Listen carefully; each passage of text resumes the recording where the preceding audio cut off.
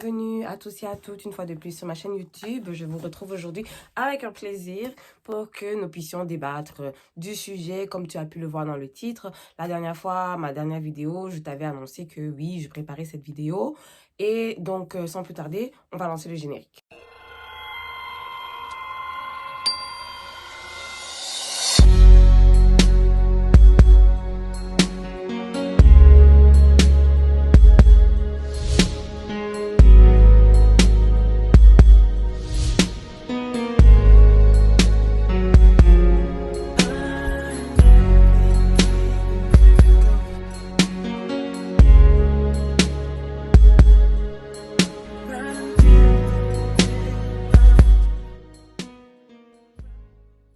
On va donc rentrer sans plus tarder dans le vif du sujet parce que le temps c'est de l'argent. Le temps c'est de l'argent et le temps c'est de l'argent. Donc aujourd'hui on va parler des étudiants. On revient au sujet des étudiants, on avait commencé, on va terminer dans les étudiants. Et donc pour tous les étudiants étrangers qui sont au Canada, qui arrivés à un parcours dans leur formation académique, doivent faire un stage pour pouvoir valider l'année. Et donc, on va rentrer, on va parler, je vais regarder souvent mes notes pour juste essayer de me structurer. Donc, déjà, ce qu'il faut que tu saches, c'est qu'en tant qu'étudiant étranger, tu es autorisé à faire un stage crédité durant tes études. Et ton stage, en fait, doit faire partie intégrante du programme d'études que tu es en train de faire. Les stages crédités sont facultatifs. Par contre, les stages coop ou coopératifs, je pense, sont obligatoires. Donc, il y a des conditions particulières qui s'appliquent, bien évidemment. Pour un stage crédité en entreprise, il faut que tu obtiennes le permis de travail pour pouvoir faire ce stage. Donc, un étudiant étranger qui désire faire un stage en entreprise doit absolument faire une demande de permis de travail avant que son stage ne débute.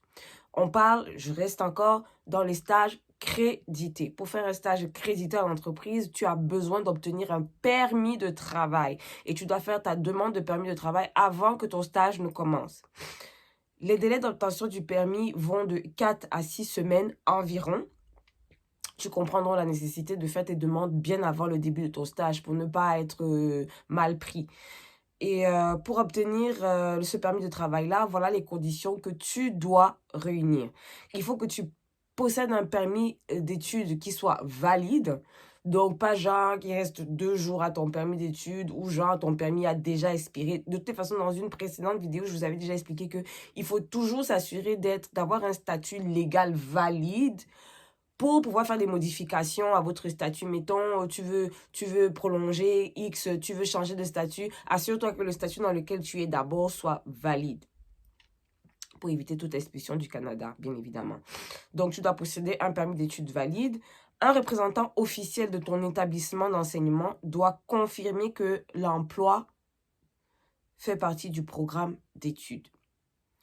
L'emploi coopératif ou le stage ne doit pas s'échelonner sur une durée supérieure à 50% de la durée totale du programme d'études. Donc, mettons que tu as un programme d'études, moi, je sais pas, tu fais une maîtrise, que ça te prend 2 ans. Tu peux pas faire un stage qui va te faire 2 ans et demi. Tu peux pas faire un stage qui te prend 3 ans, en fait. Encore que, mettons pour ta dernière année de maîtrise, que tu vas faire le stage, mettons que ton année scolaire dure 9 mois. Tu peux pas aller faire un stage d'1 an. C'est ça, en fait, de dire que faut pas que la durée supérieure de ton stage soit à 50% de plus que la durée totale de ton programme d'études. La demande de permis de travail se fait par courrier à Immigration Canada.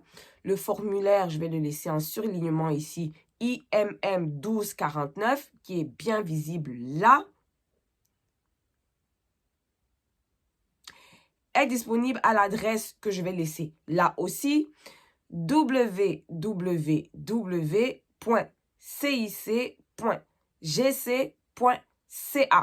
C'est là.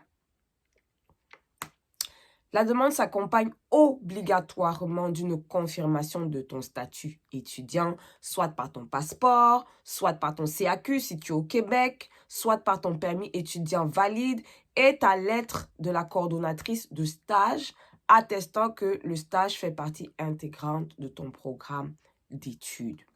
J'ai fait l'effort de rester claire, précise et concise pour que justement ce soit très digeste pour vous de comprendre les enjeux, les tenants et les aboutissants.